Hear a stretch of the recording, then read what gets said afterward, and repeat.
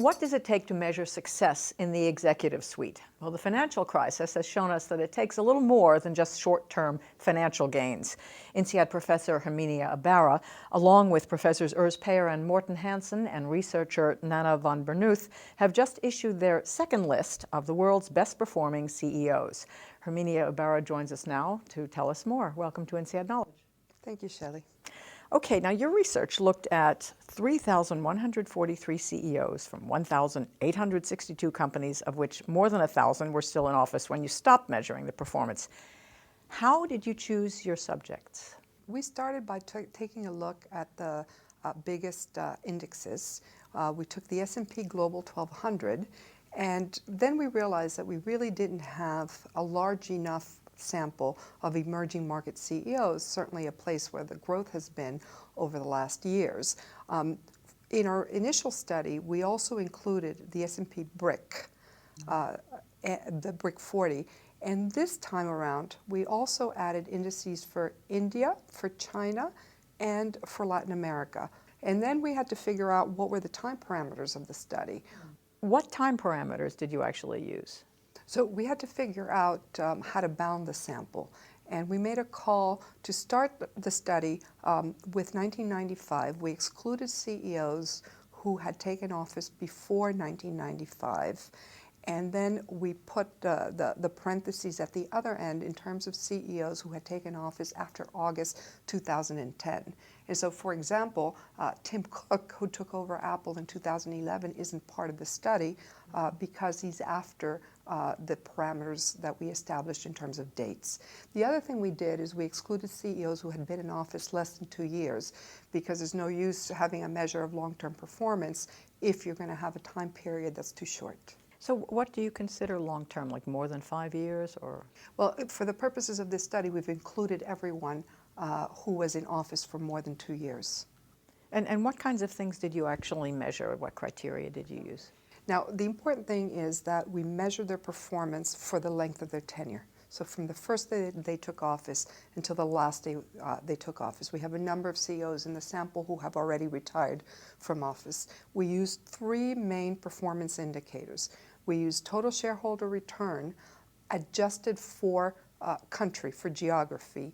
And we wanted to do that in order to be able to take into account the fact that some countries go through booms and others go through busts. And so we wanted to be able to attribute that performance to the CEO and rather to a country effect. And likewise, we looked at shareholder return adjusted for industry. Again, with the idea that some industries are on the up, other industries are not having the same kind of results, and we wanted to be able to attribute the performance to the CEO rather than to an industry effect. And then we took into account market cap change during the tenure of the CEO, which is a great index to look at the growth of an organization. So tech companies would be booming, whereas legacy industries, heavy industries might be not doing so well. Yes and no. If you look at our top 10, we see a good number of tech CEOs, but they would have had to perform over and above what you would expect to see in the tech industry. So let's look at the top few on the list. Steve Jobs, the late Steve Jobs, again in the #1 position, followed by Jeff Bezos of Amazon, and then South Korea's Young of Samsung. How long is Steve Jobs going to stay in the #1 position? I mean, his record's pretty good, but how long is he going to stay there? Well, that remains to be seen. Now, we have a number of CEOs on the list who have retired a number of years before.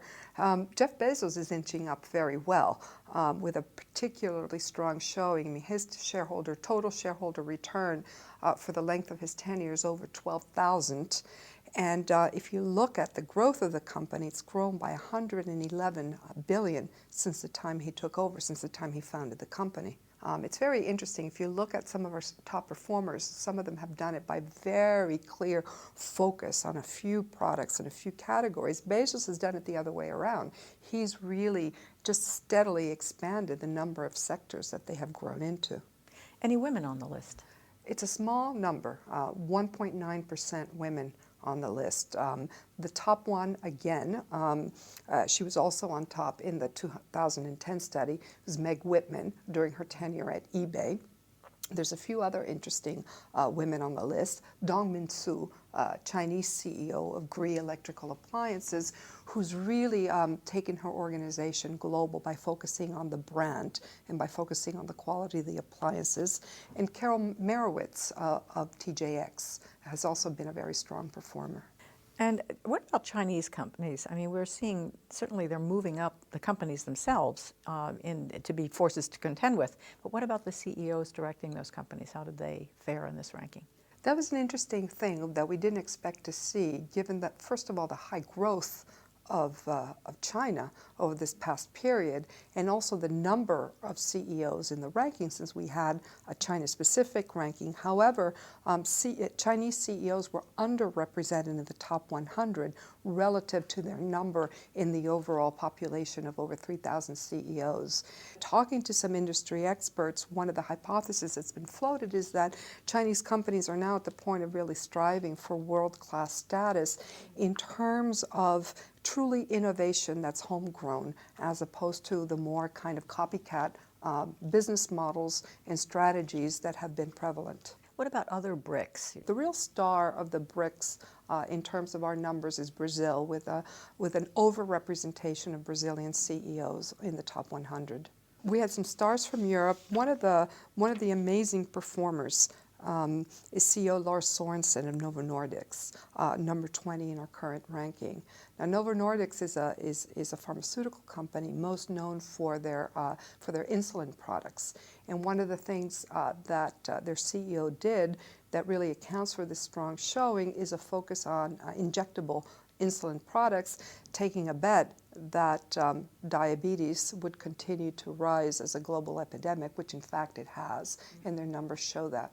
You mentioned that you had adjusted so that no sector would actually be sort of disproportionately important here, but were there differences? It looks as though the tech CEOs seem to rank pretty well. If you look at the list of 100 overall, you really see every manner of industry represented. For example, a top ranker is Air China, and certainly the airline industry hasn't been a top performer in any country for quite some time. What did you find most interesting about this? I noticed that you did mention corporate social responsibility in some of the questioning. So what was most important to you? Well, when we first started doing this study, we limited ourselves to the objective market numbers, of course, all the while looking at them over the long term.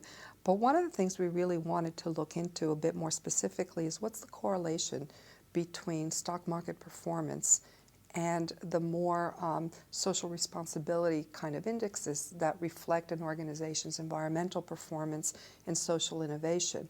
And so this time around, we were able to incorporate data from MSCI that really allows us to track the companies not just on their financial performance, but also how they're doing on these indices of essentially doing good.